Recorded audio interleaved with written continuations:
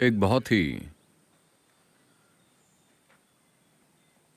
सुंदर घटना है जो अष्टवक्र के आसपास घटी। जब जनक महाराज को आत्मज्ञान प्राप्त हुआ, यह बहुत दुर्लभ है एक राजा का आत्मज्ञानी होना। यह सिर्फ दुर्लभ ही नहीं बल्कि बहुत बढ़िया बात भी है, क्योंकि एक आत्मज्ञानी शासक प्रजा के लिए बहुत बड़ी बात है। इससे बेहतर कोई आशीर्वाद नहीं है।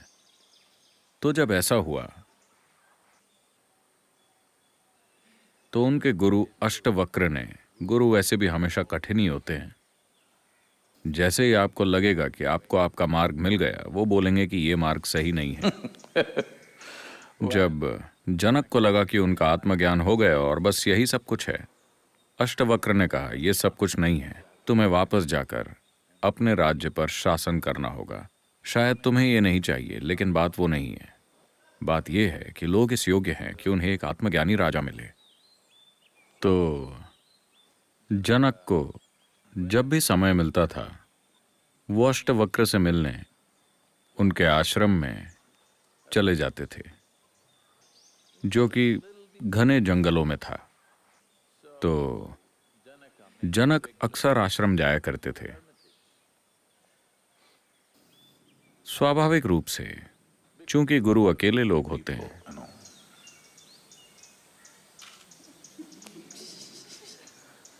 क्योंकि आत्मज्ञानी साथी कहां खोजा जाए, ये बहुत मुश्किल है।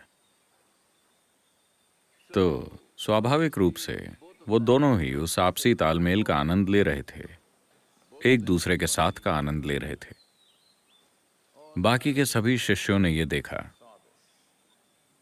कि अष्टवक्र इतने सिद्ध और महान होते हुए भी ऐसा लगता है कि राजा के लिए उनके अंदर थोड़ी कमजोरी है। जब भी वो आते हैं, ये दोनों खूब बातें करते हैं, खूब हंसते हैं, और ये लोग जिन्होंने सब कुछ छोड़ दिया, या उन्हें ऐसा लगता था कि वो सब कुछ छोड़कर आए हैं, वो यहां सन्यासी बनकर रह रहे हैं, उनकी ओर पर्याप्त ध्यान नहीं दिया जा रहा। लेकिन अगर आप उन्हें 10 मिनट के लिए गुरु के साथ छोड़ दें तो उनको समझ नहीं आएगा कि आगे क्या किया जाए। तो थोड़ी बहुत नाराजगी बढ़ रही थी। अष्टवक्र ये जानते थे, लेकिन उन्होंने इसे बढ़ने दिया, क्योंकि हर बढ़ी हुई परिस्थिति एक संभावना है।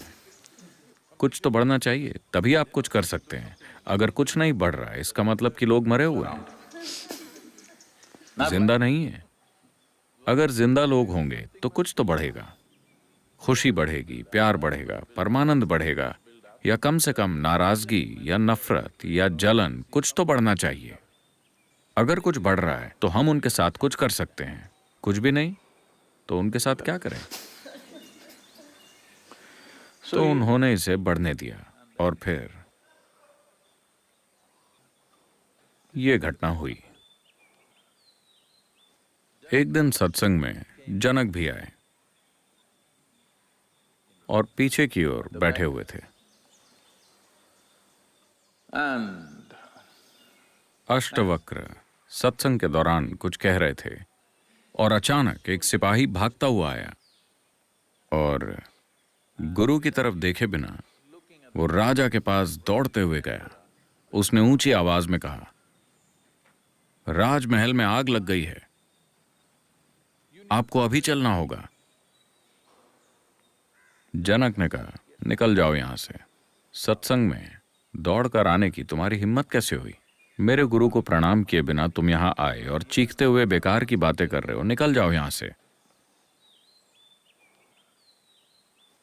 और अष्टवक्र ने सत्संग जारी रखा।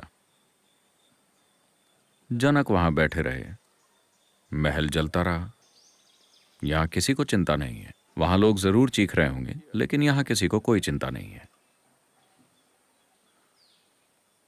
फिर ये चलता रहा, और एक clap of the master event है, 3 दिन चलता है। जब तक आपके पैर सुन्न नहीं हो जाते, ये चलता रहता है।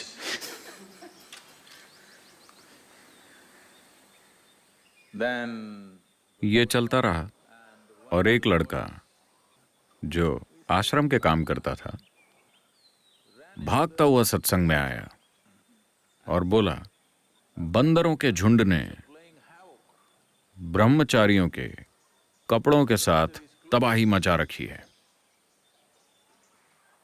जैसे ही उस लड़के ने ये बोला, कई लोग खड़े हुए और कपड़ों को बचाने के लिए भागे। उनके कपड़े थे कैसे? कोई डिजाइनर कपड़े तो थे नहीं। हाँ, उससे डिजाइन तो किया गया था, लेकिन वो सिर्फ एक लंगोट थी, कपड़े का एक टुकड़ा। उन कपड़ों को बचाने के लिए वो दौड़े और उन्होंने बंदरों को वहां से भगाया और जितने भी कपड़े वो बचा सकते थे उन्होंने बचा लिया और फिर वापस आ गए। तो अष्टवक्र ने सत्संग जारी रखा और फिर उन्होंने कहा, यहां एक राजा मौजूद है जिसका महल दौलत और लोगों से भरा हुआ है। सिर्फ पैसे और कीमती सामान ही नहीं, वहां लोग भी हैं, वो लोग जो इनके लिए मायने रखते हैं। महल जल रहा है, लेकिन उन्हें चिंता है कि कहीं सत्संग की लय न टूट जाए। तुम दावा करते हो कि तुमने जीवन में हर चीज छोड़ दी है, कपड़े के एक टुकड़े के लिए तुम बिना कुछ सोचे समझे बाहर भाग गए, मेरी तरफ देखा भी नहीं, कपड़े के एक टुकड़े को बचाने के लिए। नहीं, हमारे पास सिर्फ दो ही हैं, एक हमने पहन रखा है, एक वहां है। अगर बंदर उसे ले गए तो हम क्या करेंगे? तो राजा की तुलना में हम अधिक जरूरतमंद हैं। राजा अपने लिए एक और महल भी बनवा सकता है, लेकिन हम लोग। आप आदम से कुछ सीख सकते हैं। पेड़ों में आदम के बहुत सारे अंडरवेयर लटक रहे हैं।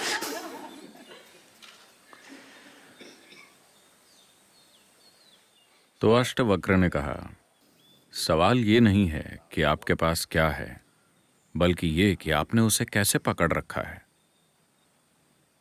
अगर आपके हाथों में एक राज्य भी है तो आप उसे भी एक खास तरीके से थाम सकते हैं। जरूरी नहीं है कि राज्य बाहर हो और पैसे और लोगों से मिलकर बना हो। ज्यादातर लोगों के लिए उनका राज्य उनका अपना शरीर और मन होता है। आप इसे कैसे थामते हैं? अगर आप इसे एक तरह से थामेंगे तो ये आपको दर्द और जख्म देगा। अगर आप दूसरी तरह से थामेंगे तो आप जीवन के साथ तालमेल में होंगे, क्योंकि जीवन बनने के लिए कोई प्रयास नहीं करना पड़ता। मैं आपको याद दिला रहा हूं कि आप जीवन हैं। हेलो, हाँ, आप हैं। Yes, you are. Just उस see. पत्थर को देखिए जो आपके पास खड़ा है, वो कितना सरल और सहज है। हाँ, है ना? तो अगर आप जीवन नहीं होते, सब कुछ कितना सरल और सहज होता। इसीलिए लोग खुद को डुबाना चाहते हैं, शराब में या ड्रग्स में या बहुत ज्यादा खाने में या किसी और चीज में, क्योंकि किसी तरह आपने ये पता लगा लिया है कि जीवन न होना सरल और आसान है।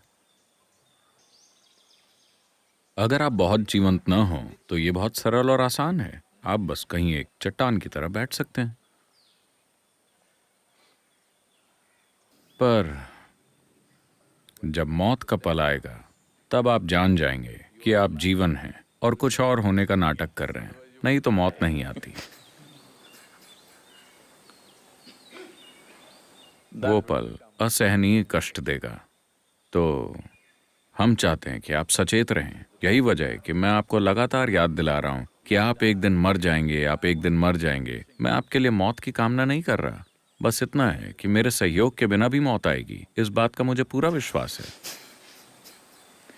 I do. मुझे आपकी मौत की कामना करने की जरूरत नहीं है। लगातार मृत्यु की याद दिलाने की वजह बस ये है कि आप जान जाएं कि आप जीवन हैं। आप इस चट्टान की तरह नहीं जी सकते। आप एक मशीनी प्राणी की तरह नहीं जी सकते जो चलता है, बातें करता है और वो सब कुछ करता है जो आप कर सकते हैं, लेकिन जीवित नहीं हो सकता। सबसे महत्वपूर्ण वही है। क्या ये महत्वपूर्ण है? नहीं नहीं, अगर मैं किसी और की तरह काम कर पाऊं, बस वही मायने रखता है। इससे फर्क नहीं पड़ता कि मैं जिंदा हूं या नहीं हूं, है ना? अगर मैं किसी और की तरह काम कर सकूं, अगर मैं किसी और की तरह सफल बन सकूं, अगर मैं वो चीजें पा सकूं जो किसी के पास हैं या किसी के पास नहीं हैं, तो इतना काफी है। ज्यादातर इंसानों के लिए इतना काफी है। तो कई मायनों में, अनजाने में, वो समझ गए हैं कि जीवन का समाधान है जीवन न होना। पर यह समाधान नहीं है, धोखा है। क्योंकि इस बात से कोई फर्क नहीं पड़ता कि आप क्या कर रहे हैं। अगर आप मरते भी हैं तो इससे यह साबित हो जाता है कि आप जीवन थे। जब आप जीवित थे, अगर तब आपने साबित नहीं किया कि आप जीवन हैं, पर कम से कम मरकर आप ये साबित कर देते हैं कि आप जीवन थे, आया ना? तो आप इससे बच नहीं सकते, न ही जीवन की चालाकियों से, न ही मृत्यु से। आप इससे बच नहीं सकते। तो क्या ये एक फंदा है? It is not a trap. It is a tremendous possibility. ये फंदा नहीं है, ये एक जबरदस्त संभावना है। जिस मिट्टी पर आप चलते हैं वो जीवन बनना चाहती है। अगर इच्छा ना होती तो वो पेड़ बनकर खड़ी ना होती। जो चीज जीवन नहीं है वो जीवन बनने की इच्छा रखती है, नहीं तो ब्रह्मांड में कुछ नहीं होता। हर चीज चाहती है जीवन बनना और जीवन का शिखर बनना।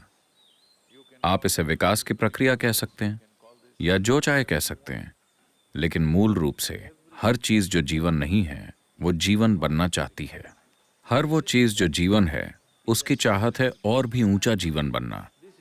ये कोई शिक्षा नहीं है, न ही कोई धर्म ग्रंथ है, न ही किसी की विचारधारा है। जीवन हमेशा से ही ऐसा है, ये इच्छा मौजूद होती है। इसे शांत करने का एक ही तरीका है, जीवन न बनने का नाटक करना या आत्मज्ञान प्राप्त कर लेना। ये दोनों तरीके एक ही काम करेंगे, एक ही नतीजा, पर पूरी तरह से अलग।